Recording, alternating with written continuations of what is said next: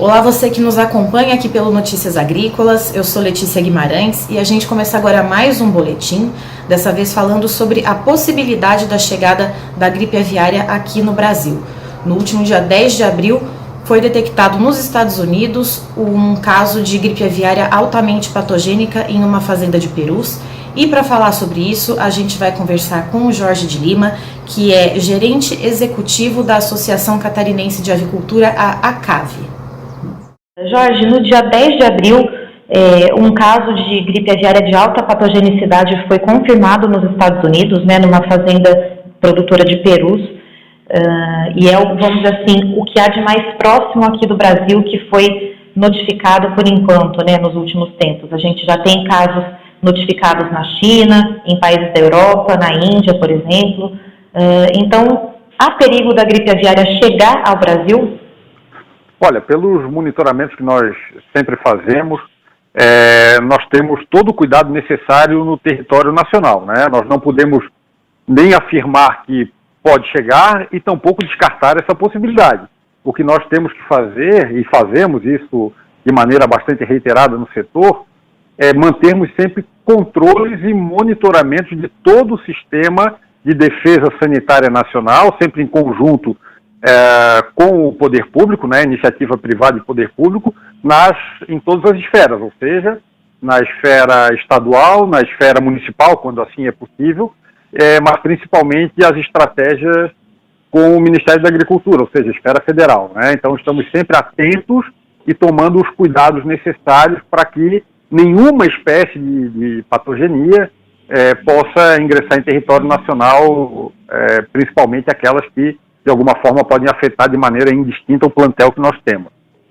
Certo, Jorge. E quais são, efetivamente, essas medidas que são tomadas para mitigar ou para evitar que essa doença chegue aqui ao Brasil? Bom, nós temos algumas medidas que nós poderíamos qualificá-las como medidas macro, e temos outras medidas que são medidas que qualificamos como micro, ou seja, que atuam efetivamente na ponta. Uhum. Então, nós temos lá, eu poderia classificar aqui como medidas macro, além da própria regulação feita pelo Ministério da Agricultura e pelos órgãos de sanidade dos estados, que trazem uma diretriz de ações e de tomadas de medidas que podem ser feitas tanto pelo poder público quanto pela iniciativa privada, nós temos medidas de controle e monitoramento do território nacional. Uhum. Então, nós temos controles que são acompanhados pelo Ministério em nível mundial, ou seja, aquilo que vem acontecendo, como você mesmo citou no início, um fato ocorrido nos Estados Unidos acende uma luz amarela no mundo inteiro, então fica todo mundo atento.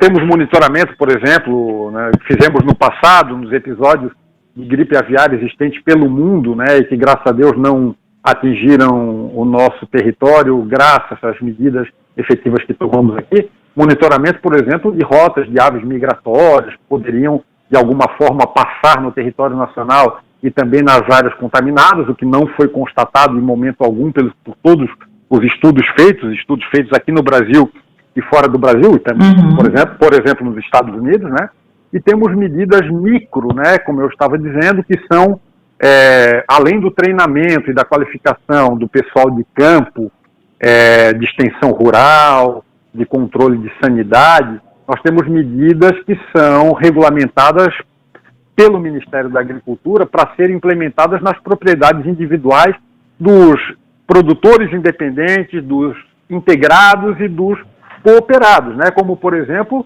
a questão das telas, a questão do cortinado nos aviários, a questão da segregação das aves de alimentos e de água dentro dos galpões, ou seja, no ambiente interno, mas principalmente o controle efetivo de entrada, por exemplo, no território nacional de alguma ave de região contaminada, ou de ovos de produção que venham de um país de região contaminada.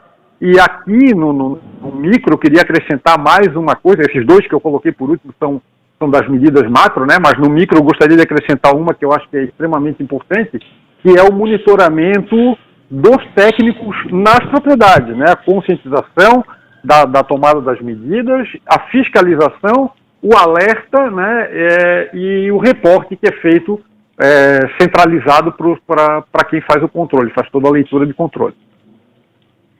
Certo. E, Jorge, qual é a extensão dos danos que a chegada da gripe aviária aqui no Brasil poderia causar? A gente consegue quantificar isso em cabeças, né, em aves que poderiam ser mortas ou em questões monetárias? Uhum. Nós podemos ter uma perspectiva. Se tomarmos por base aí o que aconteceu no passado nos Estados Unidos, no passado não tão remoto, aí estamos falando aí de 2014, 2013, 2014, os Estados Unidos teve um prejuízo na casa dos 5 bilhões de dólares, né? Ou seja, lá eles tiveram, com a gripe aviária, aí, um prejuízo de 5 bilhões de dólares.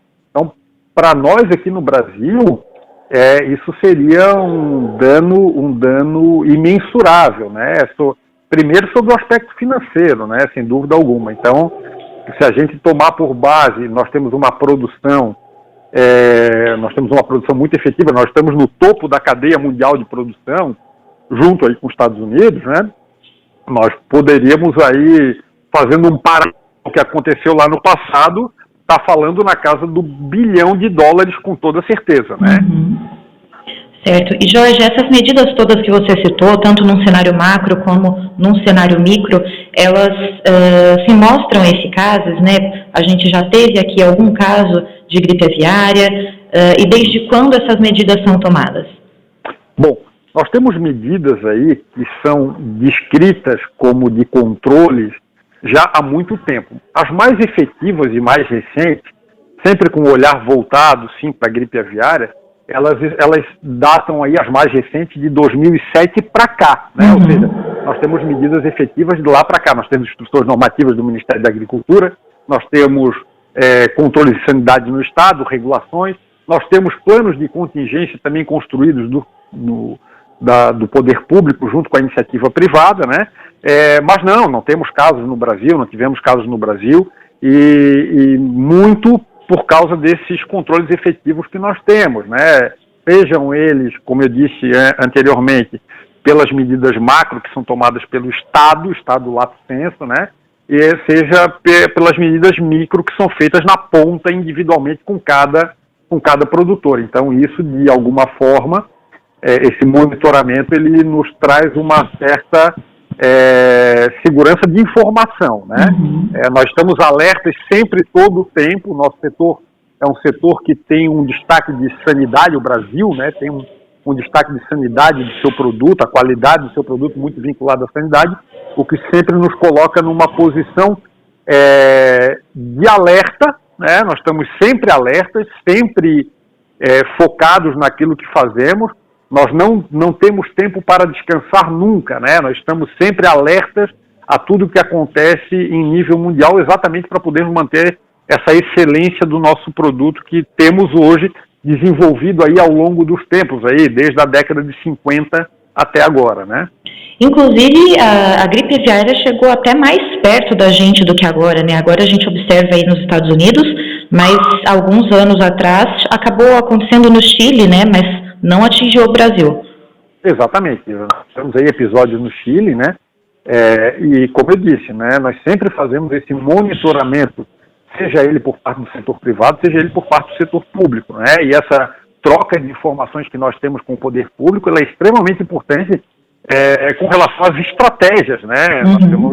Nós temos estratégias específicas de quarentena, de pessoas que viajam para lugares que possa ter essa espécie de contaminação, não visitação de propriedades que tenha ocorrido de alguma forma algum caso de patogenia de qualquer espécie. Então, isso nos traz uma certa tranquilidade, como eu disse, mas uma tranquilidade com alerta, né? Sempre associada.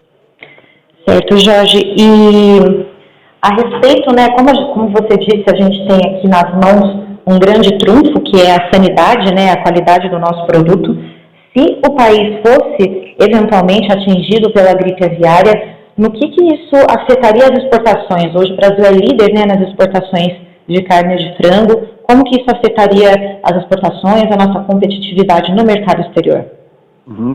Não tenho dúvida alguma que isso, assim como afeta os outros países que já tiveram, né, nos utilizando uma vez mais da questão do espelho, né, nos espelhando naqueles que já tiveram isso no passado e tiveram problemas com a aceitação do seu produto, então de alguma forma isso também nos afetaria, né, nós poderíamos ter aí a perda de clientes num primeiro momento, a perda de alguns mercados em outro momento e, na pior das hipóteses, sem dúvida alguma, a desabilitação de algum mercado em decorrência disso. Por isso que tomamos todas as medidas necessárias, de maneira incansável, como eu disse, para que jamais qualquer tipo de patogenia possa ingressar no nosso território, né? Então, efetivamente, reflexos como esse, se eu puder fazer um reporte, basicamente aqui é o estado de Santa Catarina, a qual representa a entidade, nós estaríamos falando aqui em Santa Catarina, advindo da exportação de aves e suínos, tomando os dois, né? Uhum. Uma geração de ICMS na casa dos 34%, né? Então, veja, isso impacta algo dessa natureza só no estado de Santa Catarina. Se replicarmos aí a Paraná, Rio Grande do Sul, Minas Gerais, Mato Grosso do Sul, Goiás, que também temos aí representatividade bastante forte de produção, poderíamos estar falando aí de algo bastante significativo para o mercado nacional. Certo, Jorge. Eu agradeço muito a sua participação aqui com a gente. Você é sempre muito bem-vindo no Notícias Agrícolas. Muito obrigado, sempre à disposição e só reforçando sempre a necessidade de sempre estarmos atentos às medidas de sanidade e os controles de sanidade necessários para evitarmos qualquer problema de qualquer natureza. Estivemos aqui, portanto, com o Jorge de Lima, que é gerente executivo da Associação Catarinense de Avicultura, a ACAV, e falou um pouquinho para a gente sobre o que poderia acontecer caso a gripe aviária chegasse aqui no Brasil. De acordo com ele, se isso acontecesse, seria um prejuízo irreparável da ordem de em torno de 5 bilhões de dólares. De acordo com ele, as medidas que são tomadas aqui no Brasil, que vêm sendo adotadas desde 2007, são extremamente efetivas, tanto que desse tempo para cá houve vários casos de gripe aviária ao redor do mundo, inclusive bem perto aqui do Brasil, no Chile, mas a doença não chegou aqui no país justamente por essas medidas. Ele cita, inclusive, medidas que são tomadas num cenário macro e num cenário micro. No cenário macro, ele fala de controle de fronteira para que não haja a entrada de produtos vindos de áreas contaminadas aqui para o Brasil, sobre também o monitoramento de aves migratórias, entre outras medidas adotadas. No cenário micro, ele fala também das coisas que são relativas ao campo, né, as medidas que são tomadas diretamente nas granjas, como a alimentação, né, e a disposição de água para os animais dentro de locais confinados, para que isso não atraia outros animais silvestres ou outras aves que possam transmitir a doença. De acordo com ele, essas medidas também elas são extremamente dinâmicas. Órgãos do governo federal, do governo estadual, como as defesas agropecuárias e também as integradoras e cooperativas, inclusive também os agricultores independentes, né, os avicultores independentes, também se conversam para dinamizar essas medidas, observando sempre o que está acontecendo nos outros países, como que está o desenvolvimento dessas doenças nos outros países, para poder aprimorar essas medidas e evitar que a doença chegue ao país, causando um prejuízo irreparável, provocando danos no mercado interno e também nas exportações, já que o Brasil é hoje o principal exportador de frango do mundo. Eu sou Letícia Guimarães, encerro por aqui, mas daqui a pouquinho tem mais informações para você aqui no Notícias Agrícolas.